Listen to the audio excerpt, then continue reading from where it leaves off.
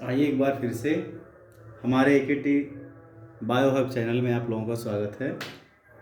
और जैसा कि हम लोग क्लास 12 की एनसीईआरटी का स्टडी कर रहे हैं और एनसीईआरटी बेस जितने भी हमारे चैप्टर हैं, टॉपिक हैं, उनको टेक्स्ट बुक के अकॉर्डिंग 1 बाय 1 टॉपिक को कवर किया जा रहा है। अगर आप चाहोगे तो एनसीईआरटी जो बायोलॉजी है, आपको 100% वहाँ से जो भी कंटेंट है हमारे आपको इस चैनल पे मिल जाएगा। तो आइए आज हम लोग शुरू करते हैं मेंडेलियन डिसऑर्डर के बारे में। क्या शुरू करेंगे हम लोग? Mendelian disorder. Mendelian disorder. अच्छा, मेंडेलियन डिसऑर्डर, तो डिसऑर्डर का मतलब क्या होता है? ऑर्डर मीन्स वो सीक्वेंस, जिस सीक्वेंस में हम किसी चीज को अप्लाई करते हैं। और मेंडेलियन डिसऑर्डर का मतलब कि मेंडल का रूल हमारे जिस इनहेरिटेंस को एक ऑर्डर में फॉलो करता है, प्रीफर करता है, उस ऑर्डर को हम डिसऑर्डर कर दें, मीन्स उसको डिस्टर्ब कर दें। मेंडेलियन के जो डिसऑर्डर, जो ऑर्डर हैं इनहेरिटेंस के, उसे हम लोग क्या कर दें? डिसऑर्डर में कर दें। तो इसमें होता क्या है एक्चुअली? मेंडेलियन डिसऑर्डर में हम लोग पढ़ते हैं जेनेटिक डिसऑर्डर को पढ़ते हैं। आपके एनसीईआरटी बुक में जो मेंडेलियन डिसऑर्डर है, उसमें जनरली हम किसको पढ़ते हैं? जेनेटिक डिसऑर्डर को पढ़ते हैं, जेनेटिक डिसऑर्डर। और अगर हम बात करें जेनेटिक डिसऑर्डर को, तो जेनेटिक डिसऑर्डर होते हैं दो तरह के।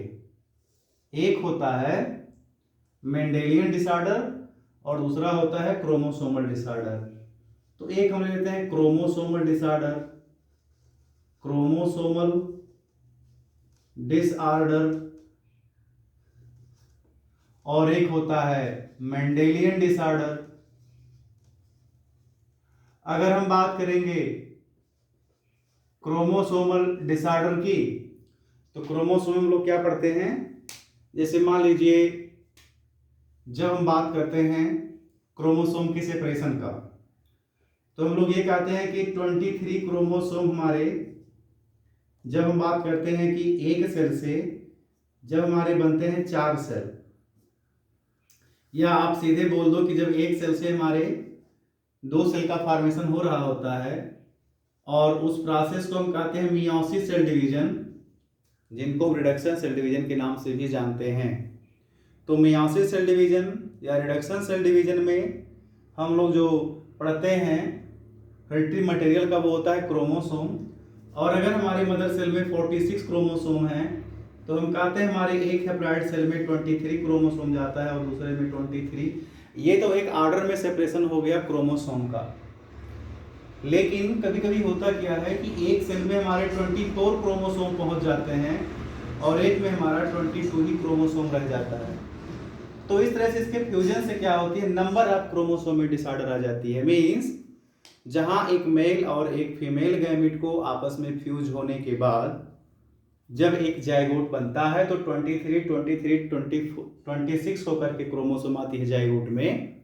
वहीं पे हमें क्या मिल जाता है? जब एक सेल में हमारे 24 क्रोमोसोम होते हैं, 24, और एक में 22 हो गए, या फिर 25 हो गए, और एक में हमारा 21 हो गया। तो इस तरह से नंबर ऑफ क्रोमोसोमल डिसऑर्डर होती है, उसको हम बोलते हैं क्रोमोसोमल डिसऑर्डर। और मेंडेलियन डिसऑर्डर हम क्या बोलते हैं? मेंडेलियन डिसऑर्डर जनरेट होती है जनरली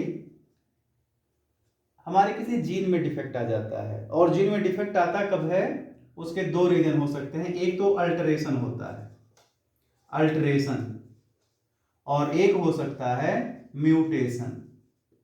अल्टरेशन और म्यूटेशन, जैसे इन अ सिंगल जीन, म्यूटेशन और alteration in a single gene, in a single gene.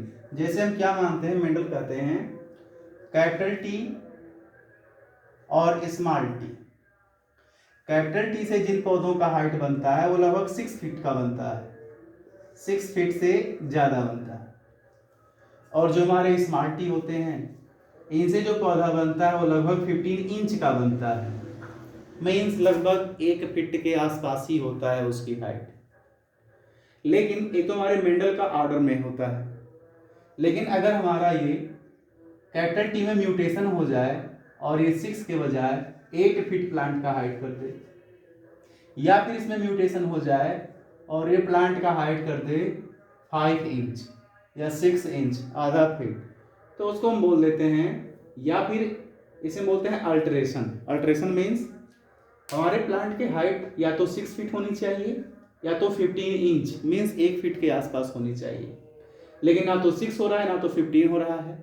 इस मतलब क्रोमोसोम हमारा क्या कर रहा है, कुछ बिहेवियर कर रहा है जिसको हम बोलते हैं अल्टर बिहेवियर। मीन्स वो अपने एक्सप्रेशन को या तो ज़्यादा कर दे रहा है या तो ज़्यादा से थोड़ा सा कम कर दे रहा है, इसे बोलते हैं अल्टरेशन। और अल्टरेशन होता क्यों है, किसी जीन की प्रोडक्टिविटी या तो बढ़ जाती है या तो घट जाती है या तो अब्सेंट हो जाती है।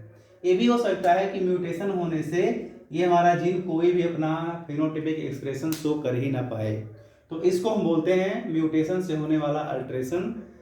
कितने जीन में हो रहा है, सिंगल जीन में ही हो रहा है, तो इस तरह हम इसको बोलते हैं मेंडेलियन डिसऑर्डर। तो मेंडेलियन डिसऑर्डर के कुछ डिजीज होते हैं, जैसे हमने कहा कि मान लो इस जीन में म्यूटेशन हुआ तो अपने काम को करना बिल्कुल बंद कर दिया, तो ये भी हमारे बॉडी में क्या लाते हैं, डिसऑर्डर लाते हैं। या फिर मान लीजिए हमारे जीन में कोई म्यूटेशन हुआ और उसका जो इफेक्ट है वो और ज़्यादा हो गया, क्या हो गया, वो ज़्यादा हो गया, तो उसे भी हम क्या कहेंगे, म्यूटेशन के द्वारा हमारे जो जीन में बिहेवियर है वो हमारा क्या कर रहा है, अल्टर कर रहा है। तो अगर हम बात करें इनसे होता क्या है, डिजीज होता है। और एक बार जब किसी जीन में म्यूटेशन हो जाता है तो ये इनहेरिटेंस हो जाती है। क्या हो जाती है, इनहेरिटेंस मीन्स एक जनरेशन से दूसरे जनरेशन में भी ये ट्रांसफर होता है, दूसरे जनरेशन से तीसरे जनरेशन में भी ट्रांसफर होता रहता है। मीन्स ये पीढ़ी दर पीढ़ी हमारे उस पर्टिकुलर स्पीसीज के जो पॉपुलेशन होते हैं उसमें वो इंक्लूड होता चला जाता है। तो इसे हम आइए थोड़ा देखते हैं।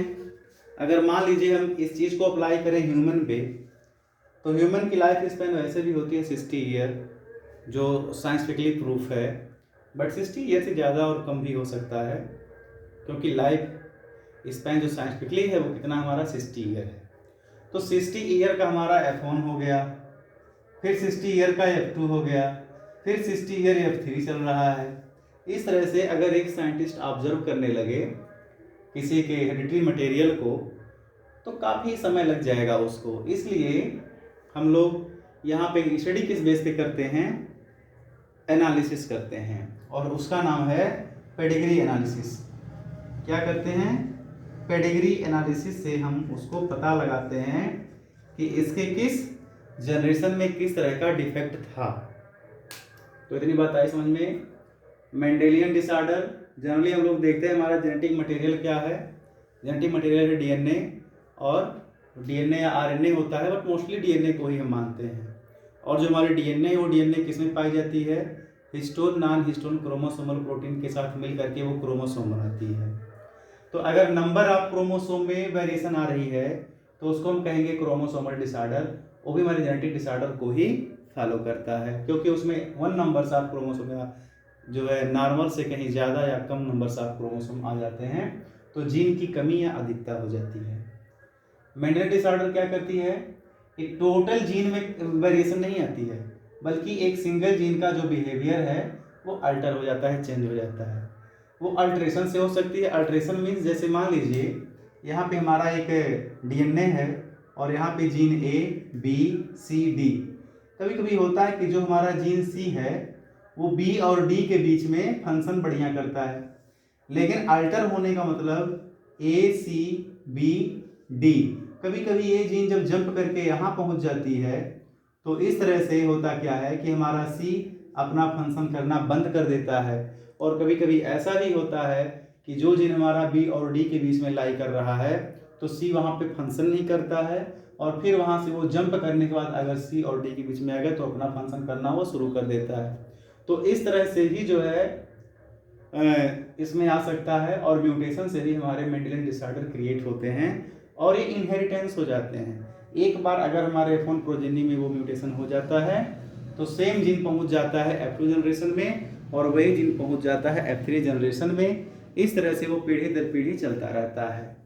तो अगर हम स्टडी कर रहे हैं F3 जनरेशन का और हमें पता करना है कि इनके F1 में जेनेटिक डिफेक्ट क्या था, मेंडेलियन डिसऑर्डर क्या थी, तो जेनेटिक डिफेक्ट को हम F3 से स्टडी कैसे करेंगे, या फिर अगर F1 में कोई डिफेक्ट है तो F2 में किस तरह से वो डिफेक्ट पहुंचेगा, F3 को किस तरह से वो हमारा म्यूटेंट जीन हमारा इसको भी इन्फेक्टेड करेगा, प्रभावित करेगा, अफेक्टेड करेगा, इस चीज की स्टडी हम करते हैं पेडिग्री एनालिसिस से। पेडिग्री का मतलब होता है वंशावली।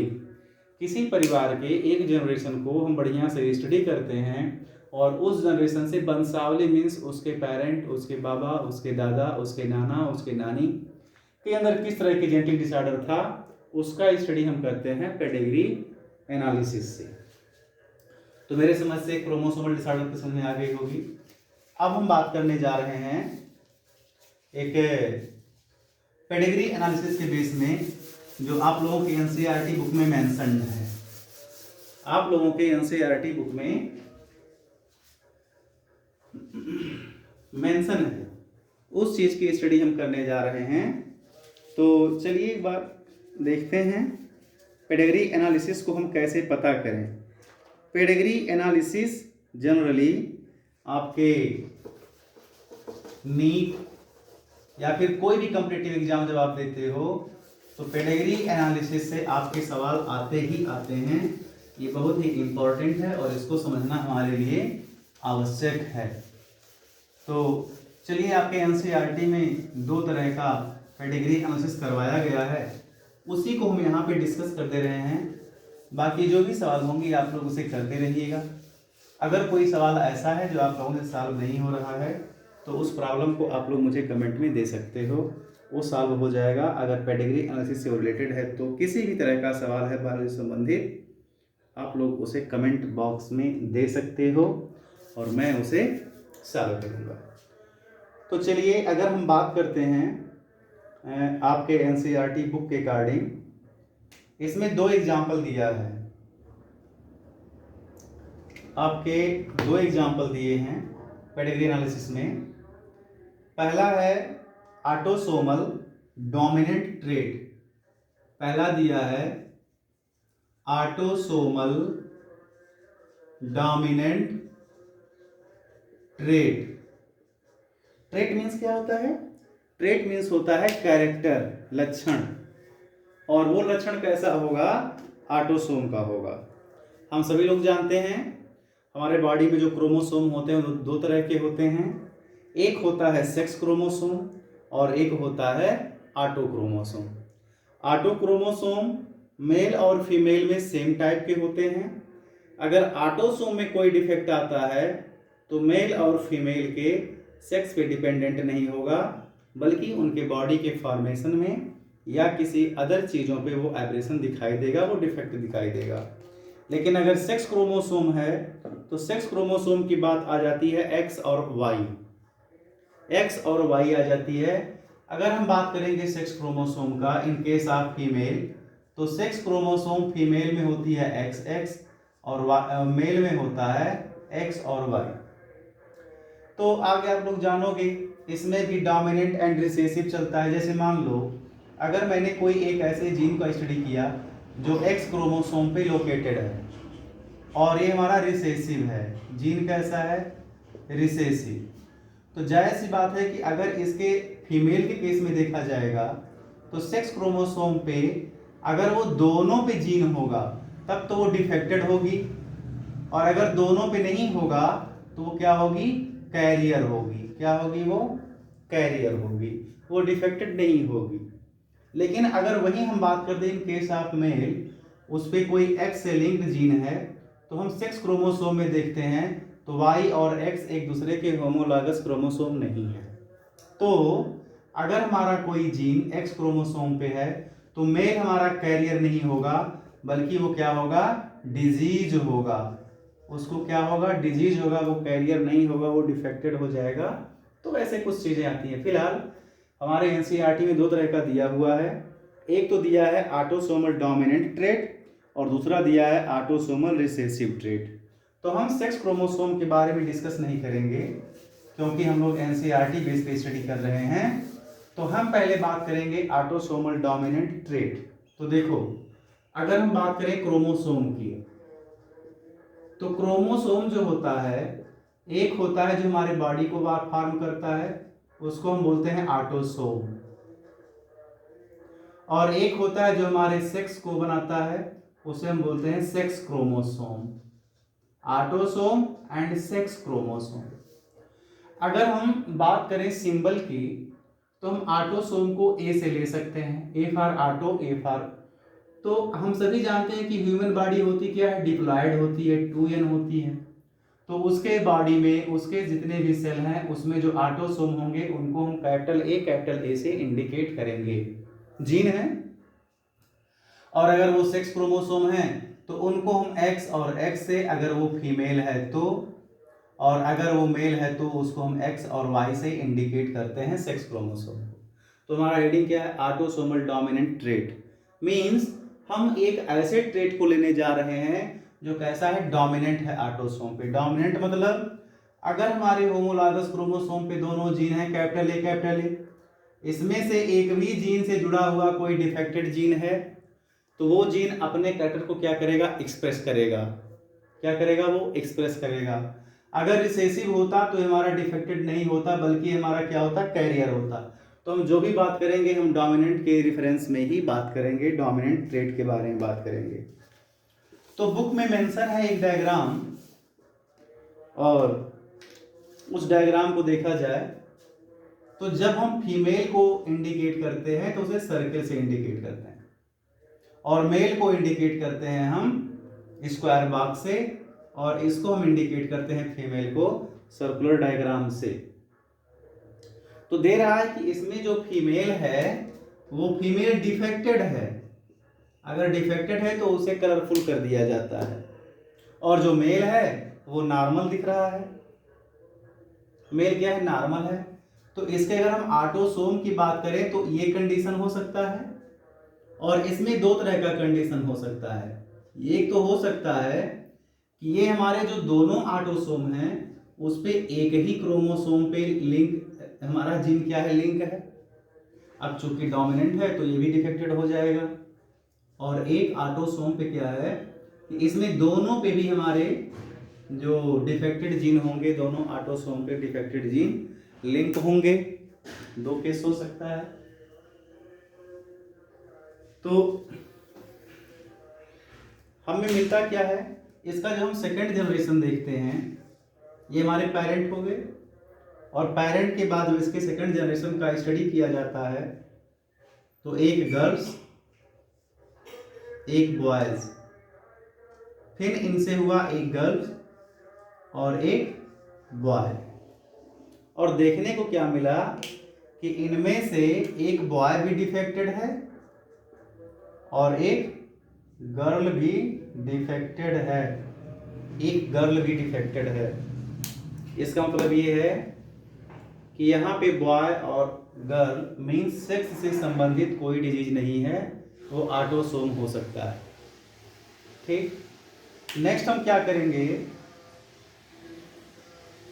इस नॉर्मल बॉयज को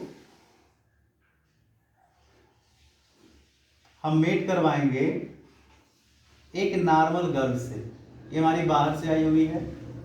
इस नॉर्मल बॉयज का मैरिज करवाया गया एक ऐसे लड़की से जो कि नॉर्मल थी। तो इसमें देखा गया इनसे जो हमारे ये तो हमारा F1 प्रोजेनी हो गया, F2 प्रोजेनी में, F2 प्रोजेनी में देखा गया कि इससे दो गर्ल्स हुए और एक बॉयज हुए। सब के सब क्या है, नॉर्मल है, कोई डिफेक्टेड नहीं है, कोई डिफेक्टेड नहीं है। लेकिन अगर हम बात करें यहाँ डिफेक्टेड फीमेल को हमने मैरिड करवाया एक नॉर्मल बॉयज के साथ, जो कि बाहर का है, इस फैमिली संबंधित नहीं है। तो इसमें क्या देखा जाता है कि इसमें से एक गर्ल और दो गर्ल्स और एक बॉय हुए, जिनमें से दो बॉयज हुए और एक गर्ल्स हुई, जिनमें से जो हमारी गर्ल है वो क्या है, डिफेक्टेड है। इसी को हमें स्टडी करना है। देखिए, अगर हम मान लेते कि ये ऑटोसोम इस तरह का है या फिर इस तरह का है, तो दोनों केस में डोमिनेंट है, अपने कैरेक्टर को एक्सप्रेस करेगा। तो पहले हम इस वाले को उठा लें, पिक कर लें। तो हमने लिया ऑटोसोम ए, यानी हेट्रोजाइगस कंडीशन में हमारी फीमेल क्या है, डिफेक्टेड, और जो मेल है वो होमोजाइगस कंडीशन में इसके ऊपर कोई भी जीन लिंक्ड नहीं है। इससे जब आप गैमीट बनाओगे तो गैमीट बनेंगे A+ और A नॉर्मल। यहाँ पे बनेगा ऑटोसोमल नॉर्मल, ऑटोसोमल नॉर्मल। इसका मीटिंग इसके साथ और इसका मीटिंग इसके साथ करवा दो, तो A कैपिटल A दोनों पे डिफेक्टेड जीन आएंगे। ये दोनों हमारे क्या हो जाएंगे, डिफेक्टेड, मीन्स डिजीज हो जाएगा इनको। और इनको देखा जाए तो ये हमारे नॉर्मल हैं, ये भी हमारे क्या है, नॉर्मल हैं। तो ये हमारे हो जाएंगे नॉर्मल, जो कि हमें पहले ऑब्जर्वेशन में यही देखने के लिए मिला कि 50% हमारे क्या हैं, डिफेक्टेड हैं, और 50% हमारे क्या हैं, नॉर्मल हैं। क्योंकि हमारे F1 जनरेशन में पेरेंट से 2 और 2 4 बच्चे थे। 4 बच्चों में 2 बच्चे क्या हैं, डिफेक्टेड हैं, डिजीज से हैं, और 2 बच्चे हमारे क्या हैं, नॉर्मल हैं, जो कि हमारे मेंडेलियन थ्योरी पे लाई करता है, हमारे मेंडेलियन थ्योरी को ये सेटिस्फाई करता है। तो इस तरह से हम ये बता सकते हैं कि ये मेंडेलियन डिसऑर्डर है कि नहीं है।